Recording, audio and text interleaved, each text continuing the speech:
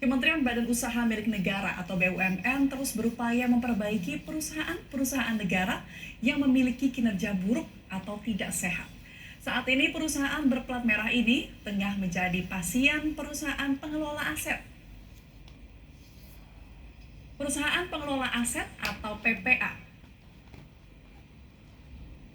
saat ini tengah berusaha untuk menangani puluhan BUMN yang sakit.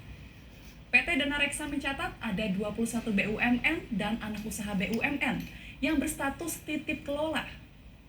Dari 22 perusahaan tersebut, 8 BUMN telah diputuskan untuk dibubarkan. Hanya 4 diantaranya yang berpeluang bangkit, dan 6 perusahaan berpeluang dihentikan. Kemungkinan 6 perusahaan plat merah ini berpeluang untuk dihentikan melalui likuiditas atau pembubaran. Sementara berdasarkan data yang dipaparkan PT PPA, proses pembubaran BUMN ini baru rampung pada tahun 2029. Adapun BUMN yang tengah sakit dan saat ini membutuhkan bantuan dan juga terancam dibubarkan adalah 21 BUMN dan 1 anak BUMN kini dalam kajian PT Perusahaan Pengelola Aset. Adapun 8 BUMN yang telah dibubarkan adalah PT Kertas Leses Persero, PT Merpati Nusantara Airlines Persero, PT Istaka Karya Persero, PT Industri Sandang Nusantara Persero, PT Industri Gelas Persero, PT Kertas Kraft Aceh Persero, PT Pembiayaan Armada Niaga Nasional Persero atau PT PAN, PT PAN Multifinance, anak usaha PT PAN. Sementara itu, 6 BUMN sakit dan terancam dibubarkan adalah PT Indah Karya Persero, PT Dok dan Perkapalan Surabaya Persero, PT Amarta Karya Persero, PT Barata Indonesia Persero, PT Faruna Tirta Prakasya Persero, dan PT Semen Kupang. Sementara itu, 4 BUMN yang berpeluang selamat adalah PT Pengusahaan Daerah Industri Pulau Batam Persero, PT Boma Bisma Indra Persero, PT Dok dan Perkapalan Koja Bahari Persero, PT Industri Kapal Indonesia Persero.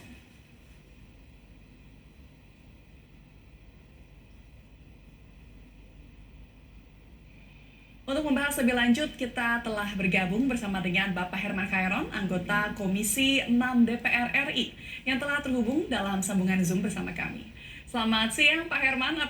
Selamat siang. Ya, selamat siang Pak Herman. Terima kasih sudah bergabung bersama kami dalam Investor Daily Talk. Apa kabar Pak Herman siang ini? Baik, alhamdulillah. Semoga semuanya sehat dan baik. Amin. Baik, terima kasih Pak Herman. Pak Herman, kemarin dalam rapat Komisi 6 DPR terkuak ya bahwa ada 6 badan BUMN yang sakit dan terancam dibubarkan. Mungkin bisa dielaborasikan sedikit Pak, hal genting apa yang sebenarnya terjadi pada 6 perusahaan tersebut? Ya, memang core bisnisnya sudah tidak jalan ya. Jadi ada beberapa kategori BUMN. Pertama tentu BUMN yang untung dan bisa menghasilkan dividen. Itu yang terus ditingkatkan dan kemudian didorong supaya menjadi penopang terhadap dividen karena ada target supaya dividen naik terus. Yang kedua ada perusahaan-perusahaan atau BUMN yang memang dia sakit kemudian masih bisa disehatkan. Oleh karenanya bagi BUMN yang tentu berpersoalan, bermasalah dengan keuangan, kita dorong supaya masuk di PPA dan kemudian diselamatkan melalui financing dari Dana Reksa. Kemudian yang ketiga, ada yang kategorinya BUMN memang tidak bisa diselamatkan lagi. Ya ada misalkan PT PAN, kemudian Merpati, ada 7 yang tentu sudah diputuskan untuk tidak dilanjutkan dan dilikuidasi.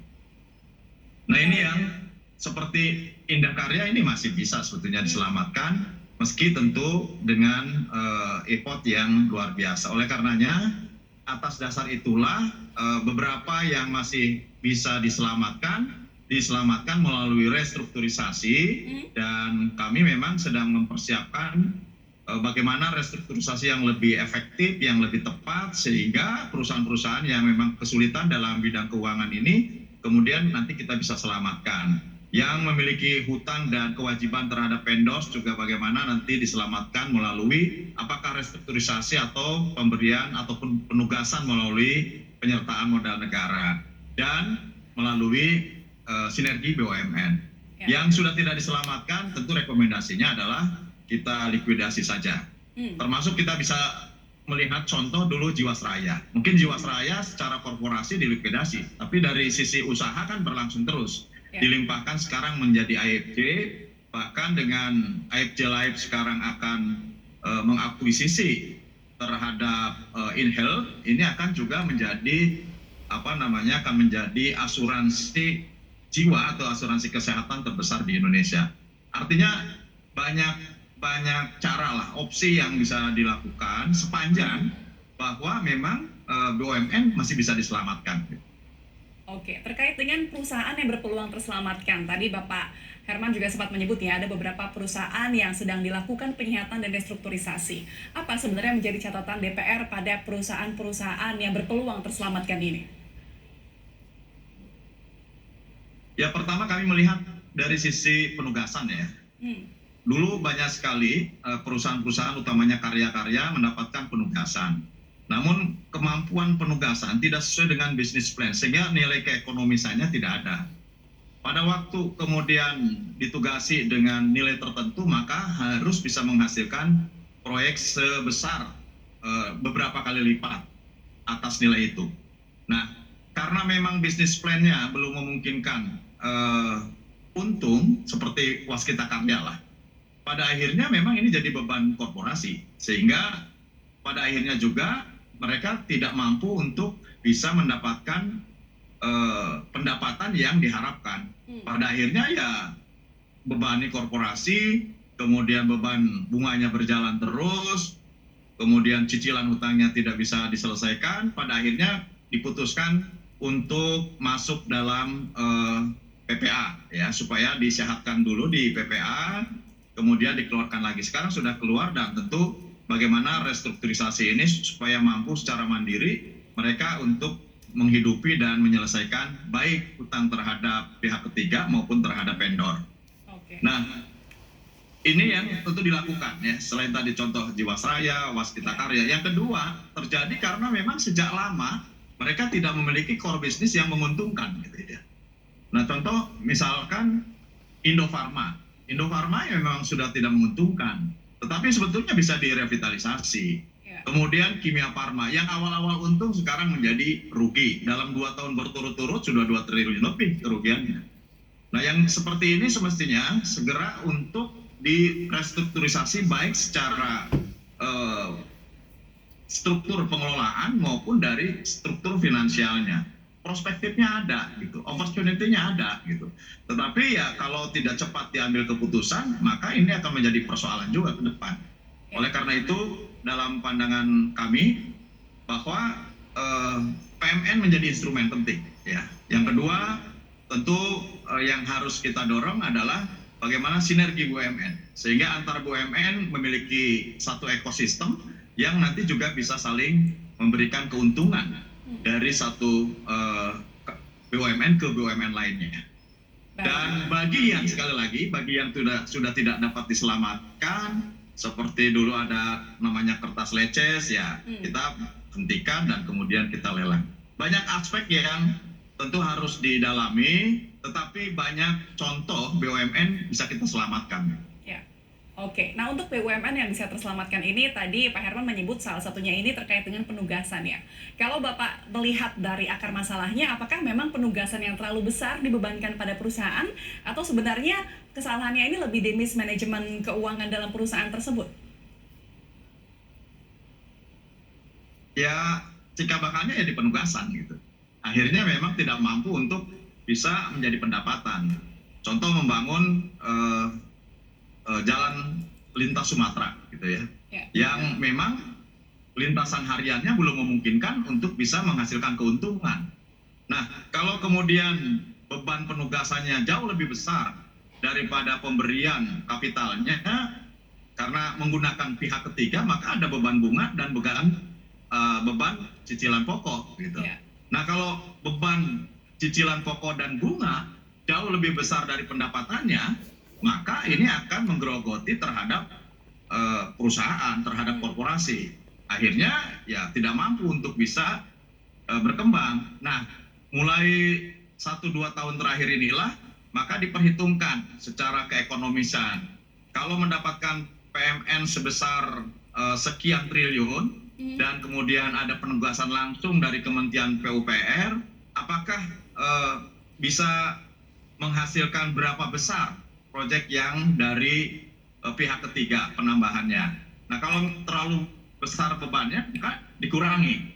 Sehingga tetap ada penambahan tetapi dalam rangka tetap bisa menghasilkan pendapatan secara ekonomis. Baik, ini artinya memang penugasannya dari awal terlalu berat ya dibebankan pada perusahaan. Pak Herman, nanti kita akan membahas lebih dalam lagi terkait dengan saat ini Kementerian BUMN tengah menyiapkan roadmap perbaikan dan bagaimana tanggapan Anda terkait dengan roadmap ini. Namun kita akan membahasnya usai jeda. Pemirsa, Investor Daily Talk akan kembali usai jeda, tetaplah bersama kami.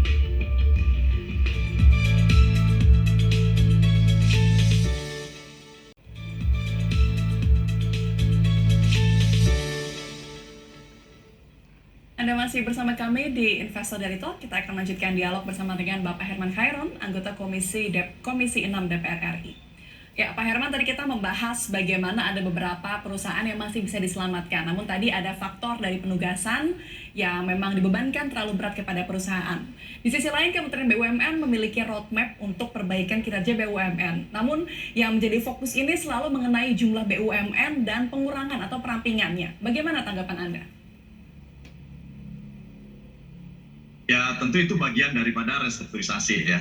Karena untuk bisa mencapai kepada tingkat korporasi yang sehat, tentu juga harus ada efisiensi.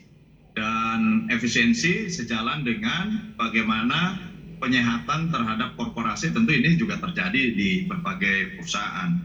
Oleh karenanya, ya risiko dari restrukturisasi tentu selain memanjangkan ataupun jangka waktu pengembalian pinjaman yang dipanjangkan, juga ini akan terkait dengan efisiensi. Tetapi yakinlah bahwa efisiensi ini tidak akan mengganggu terhadap kinerja dan capaian dari RKP masing-masing korporasi. Karena kan RKP di awal sudah disebutkan bahwa perusahaan akan mencapai nilai omset sekian, kemudian berapa pendapatan, berapa EBITDA, karena EBITDA ini penting untuk menghitung berapa kontribusi BUMN terhadap negara melalui pajak dan retribusi lainnya. Kemudian pada sisi lain juga berapa dividen ya yang harus disumbangkan kepada negara. Contoh, misalkan penugasan yang berhasil ya PLN. PLN setelah diberikan penyertaan modal negara, mereka mampu untuk melakukan efisiensi dan beberapa pekerjaan yang tentu ini menghasilkan keuntungan. Sejalan dengan efisiensi tersebutlah pada akhirnya bisa meningkatkan keuntungan. Nah, pada sisi lain juga harus memikirkan sekarang dengan melemahnya nilai mata uang rupiah. Karena hampir sebagian besar proyek-proyek strategis yang dibangun oleh BUMN, misalkan PLN, Pertamina, PGN, itu kan semuanya dalam US dollar. Ini juga harus dipikirkan bagaimana langkah ke depan agar pengaruh terhadap pelemahan nilai rupiah ini juga tidak pada akhirnya membuat kesulitan keuangan BUMN tersebut. Ini juga harus dibicarakan dan tentu kami sekarang sedang merancang di akhir masa jabatan rekomendasi apa yang nanti bisa dijalankan Kementerian BUMN ke depan sehingga korporasi atau BUMN ini bisa lebih efektif menghasilkan pendapatan, menghasilkan EBITDA, dan menghasilkan dividen bagi negara. Nah, rekomendasi inilah yang sedang digodok, baik yang sekarang dalam pengembangan, penyehatan, maupun yang masih dalam tahap penyehatan di PPA. Gitu. Ya.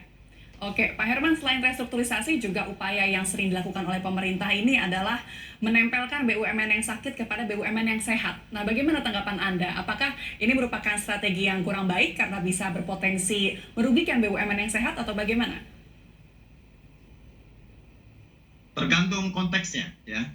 Bahwa pembentukan holding dan pada akhirnya membangun subholding, ini juga bisa menguatkan dari sisi nilai aset, dari kemampuan finansial korporasi ini semakin kuat.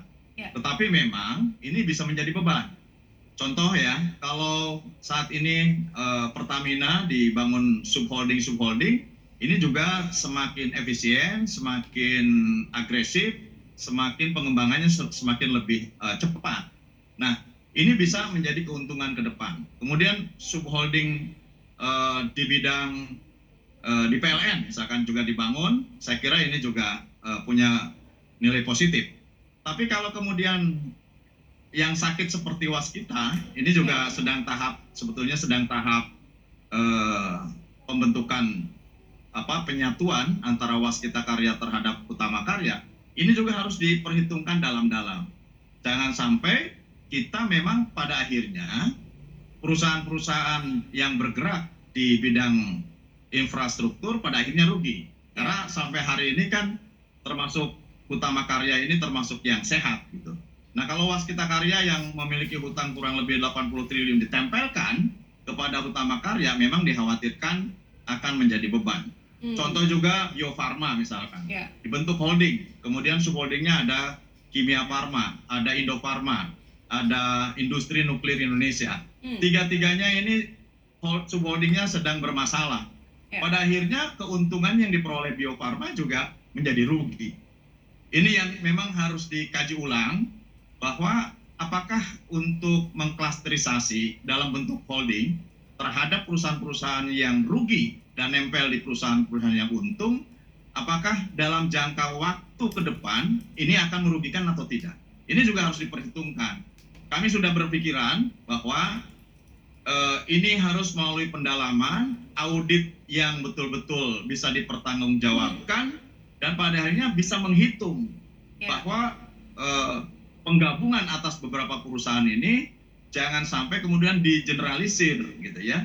Seperti MinID bagus karena bergabung antar perusahaan yang menghasilkan. Ada Freeport Indonesia, ada Antam, dan lain sebagainya. Nah, tetapi kalau kemudian yang karya-karya rugi digabungkan menjadi salah satu dengan holdingnya adalah Utama Karya akan repotan nanti untuk bisa mengembangkan korporasinya ke depan. Di bidang farmasi demikian. Nah, menurut saya semestinya Kementerian BUMN memang ke depan harus lebih memilah mana yang memang bisa diklasterisasi dalam satu holding, mana yang memang biarkan saja yang bermasalah ini supaya bisa menyehatkan dirinya sendiri dulu, supaya tidak menjadi beban BUMN yang lain. Jadi memang biasanya Kementerian BUMN itu biasanya dalam menyampaikan berbagai roadmap-nya itu ada pilihan-pilihan. Itulah pilihan yang nanti kita pilih. Seperti Jiwasraya dulu ada 4 pilihan. Mana yang tepat tentu dipilih sehingga ini bisa mengembalikan kepercayaan publik, bisa menyehatkan korporasi, dan pada akhirnya jalan lagi seperti halnya dulu pada waktu Jiwasraya masih sehat. Dan hari ini saya kira terbukti IFJ Life bisa menjadi perusahaan asuransi terbesar setelah InHealth diakuisisi masuk ke IFJ Life. Oke, ini artinya memang upaya penyehatan juga harus melihat ya bagaimana konteks dari masing-masing BUMN tersebut. Baik Pak Herman, kita nanti akan melanjutkan dialog kita akan membahas apa yang diharapkan BUMN apa yang diharapkan DPR sebagai mitra Kementerian BUMN agar BUMN bisa berfungsi sebagai agen pembangunan, namun kita akan membahasnya usai jeda.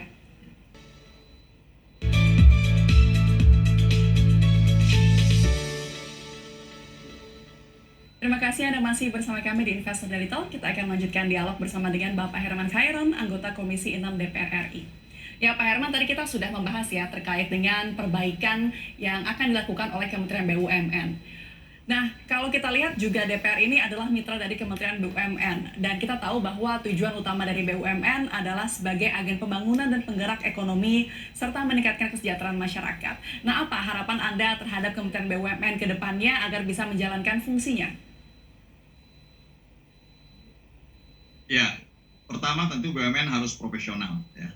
Jadi ke depan BUMN harus dijaga profesionalitasnya, dan tentu sejalan dengan bagaimana menjalankan BUMN ini dengan good corporate government.